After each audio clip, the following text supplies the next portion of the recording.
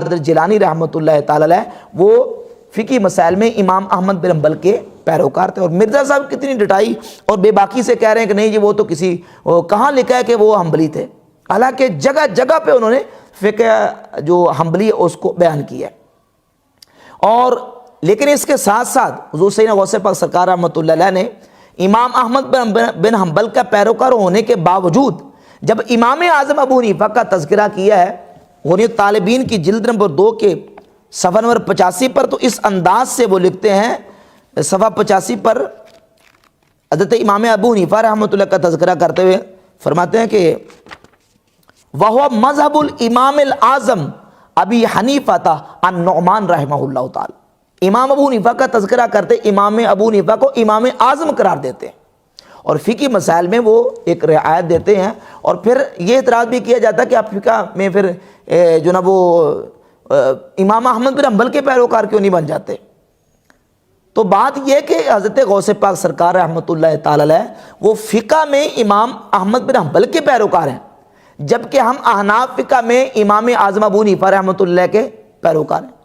ہم نے تصوف شیخ عبد القادر جیلانی رحمۃ اللہ علیہ سے سیکھا ہے اور فقہ میں ہم امام ابو حنیفہ رحمۃ اللہ کو فالو کرتے ہیں. جس طرح ایک اسٹوڈنٹ، ایک طالب علم سکول میں جاتا ہے، کالج میں جاتا ہے، مختلف سبجیکٹس ہوتے ہیں، مختلف مضامین ہوتے ہیں اور مختلف مضامین کے مختلف ٹیچر ہوتے ہیں. ایک ٹیچر سے آپ میتھ سیکھتے ہیں، ایک سے آپ جو نا وہ انگلش سیکھتے ہیں، ایک سے آپ اردو سیکھتے ہیں، ایک سے اسلامیہ سیکھتے ہیں. تو ظاہر ہے کہ جس شعبے کا ٹیچر آپ کا ہوگا آپ اس شعبے میں اپنے اس ٹیچر کو فالو کریں گے. تو دین کے ان علوم کے متنوع ہونے کی وجہ سے دیکھیں علم حدیث بھی دین کا علم ہے، علم فقہ بھی دین کا علم ہے، علم تصوف بھی دین کا علم ہے. تو جب ہم تصوف کی بات کرتے ہیں تو تصوف میں ہم امام شیخ عبد القادر جیلانی رحمۃ اللہ کو فالو کرتے ہیں، اور جب فقہ کی بات آتی ہے تو فقہ میں ہم امام اعظم ابو حنیفہ رحمۃ اللہ علیہ کو فالو کرتے ہیں. اور پھر جو مرزا نے نماز کا طریقہ شیخ عبد القادر جیلانی رحمۃ اللہ کے حوالے سے پیش کیا اس کو پورا مرزا سے اڈاپٹ کرتے ہیں اور ڈنڈی ماری اس میں. یہ دیکھیں انہوں نے صفحہ نمبر 19 پر جہاں نماز کا طریقہ بیان کیا ہے، صفحہ نمبر 19 پر نماز کا طریقہ بیان کرتے ہوئے لکھتے ہیں کہ وَوَضْعُ الْيَمِينِ عَلَى الشِّمَالِ تَحْتَ السُّرَّةِ، جب نماز پڑھے تو اپنے دائیں ہاتھ کو بائیں ہاتھ کے اوپر رکھے، تحت السُّرَّہ ناف کے نیچے. اب یہ ناف کے نیچے ہاتھ رکھنے کا نظریہ کن کا ہے؟ امام احمد بن حنبل رحمۃ اللہ کا ہے. اور یہی امام اعظم ابو حنیفہ رحمۃ اللہ کا موقف ہے کہ وہ نماز میں ناف کے نیچے ہاتھ باندھنے کے قائل ہے. مرزا صاحب کہتے ہیں بخاری مسلم سے لے کے آئے. اب مجھے بتائیں کہ یہ جو مسئلہ ہے یہ بخاری مسلم سے ہے، یہ نماز کا طریقہ بخاری مسلم سے ہے. اور پھر انہوں نے جو طریقہ نماز کا جس طریقے انداز سے لکھا ہے، انہوں نے پہلے سب سے نماز کے ارکان بیان کیے. 15 ارکان ہیں، نماز کے 9 واجبات ہیں، نماز کے 14 جو سنتیں ہیں، اور اسی طرح انہوں نے لکھا ہے کہ 25 حید کی سنتیں انہوں نے اس طریقے سے بیان کی ہیں. جبکہ غیر مقلدین کیا اس چیز کو فالو کرتے ہیں، اس چیز کو تسلیم کرتے ہیں. تو یہ ایسے ہی بالکل بے تکی سی باتیں اور مغالطے دینے کی مرزا صاحب نے کوشش کیا. اور پھر اسی کلپ میں اور اسی بیان میں مرزا انجینئر نے کہا جی کہ یہ جو بریلوی حضرات ہیں یہ شیخ عبد القادر جیلانی کی کتاب کا انکار کرتے ہیں، حالانکہ ہمارے امام اعلیٰ حضرت امام احمد رضا بریلوی رحمۃ اللہ علیہ نے فتاوی رضویہ میں یہ تسلیم کیا ہے کہ یہ کتاب شیخ عبد القادر جیلانی رحمۃ اللہ کی کتاب ہے. ہاں اس میں الحاقات کے ہم قائل ہیں کہ معاندین میں بعض مقامات میں معاندین نے اس میں کچھ چیزیں ملا دی ہیں، بہت ساری چیزیں اس میں داخل کر دی گئی ہیں. تو الحاق کے ہم قائل ہیں، باقی ہم مانتے ہیں کہ یہ کتاب حضور سیدنا شیخ عبد القادر جیلانی رحمۃ اللہ کی کتاب ہے. کہتے ہیں یہ اگر اس کتاب کو اگر آپ نہیں مانتے تو پھر جو نا وہ کتاب ہی تو تعارف ہوتی ہے کسی شخصیت کا، اگر کتاب نہیں ہے تو پھر آپ ان کی پرسنالٹی کا بھی انکار کریں.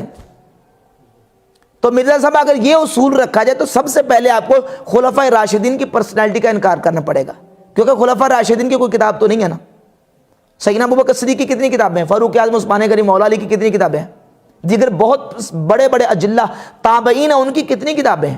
تو اگر جس کی کتاب نہیں ہے اس کی پرسنالٹی نہیں ہے تو خلفائے راشدین کا سب سے پہلے انکار کرنا پڑے گا، کیونکہ ان کی کتاب تو کوئی نہیں ہے اس وقت دنیا میں موجود ہے. تو کیا ان کا انکار کریں گے؟ مرزا صاحب اس طرح کے بہت سارے مغالطے دیتے رہتے ہیں اور اپنی گفتگو میں اس طرح کی باتیں کرتے ہیں، یقین جانے کہ وہ ایسے عجوبے اور لطیفے ہوتے ہیں کہ سن کے ہنسی آتی ہے. مثال کے طور پہ کہتے ہیں اسی کلپ میں مرزا صاحب کہتے ہیں کہ شیخ عبد القادر جیلانی کے بارے میں امام ابن تیمیہ نے لکھا ہے کہ ان کی کرامات تواتر سے ثابت ہیں. حالانکہ یہ صرف ابن تیمیہ نے لکھا، بہت سارے علماء محدثین، حافظ ذہبی نے بھی لکھا ہے، ابن رجب حنبلی نے بھی لکھا ہے کہ ان کی کرامات تواتر سے ثابت ہیں. اب لطیفے کی بات یہ سمجھیں کہ مرزا صاحب کہتے ہیں کرامتیں تواتر سے ثابت ہیں. اگر کرامات تواتر سے ثابت ہیں تو جن کی کرامتیں تواتر سے ثابت ہیں ان کی شخصیت تواتر سے ثابت نہیں ہے. اب یہ کہنا کہ ان کی کتاب ہی ان کا تعارف ہے، کتاب نہیں ہے تو پرسنالٹی نہیں ہے.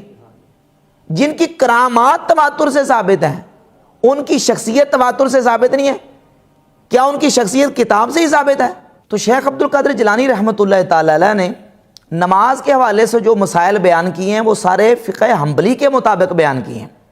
اب دیگر جتنے مسائل ہیں صرف یہ پہلا چیپٹر فقہ کا نہیں ہے، باقی اگلے جو فضائل اعمال کے حوالے سے انہوں نے چیپٹر قائم کیا. مثال کے طور پہ غنیۃ طالبین میں، اسی غنیۃ طالبین کی جلد نمبر 2 کے صفحہ نمبر 193 پہ حضور سید شیخ عبد القادر جیلانی رحمۃ اللہ علیہ نماز کے حوالے سے قرات کا مسئلہ بیان کرتے کہتے ہیں کذالک ان کان ماموما ینصت الی قراءۃ الامام، اگر کوئی بندہ مقتدی ہے تو وہ امام کے پیچھے خاموش رہے، ویفہمھا، اور جو امام قرات کرتا ہے اس کو سمجھے، امام کے پیچھے قرآن نہ پڑھے.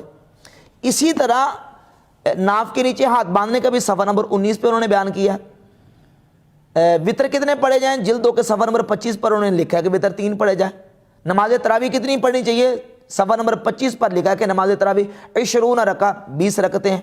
تو اس طریقے سے نماز کے جتنے جو مسائل ہیں انہوں نے فقہ حنبلی کے مطابق اس کو بیان کیا. اسی گفتگو میں مرزا صاحب کہتے ہیں جی کہ شیخ عبد القادر جیلانی نے کتاب لکھی ہے فتوح الغیب، بڑی سخت توحید اس میں بیان کی ہے. اس کو آپ پڑھیں تو آپ کہیں کہ یہ وہابیوں کی کتاب ہے، یا یہ کہ مرزا صاحب کہتے ہیں کہ آپ کہیں گے کہ یہ تو وہابی ہو گیا ہے اس کتاب کو پڑھنے سے.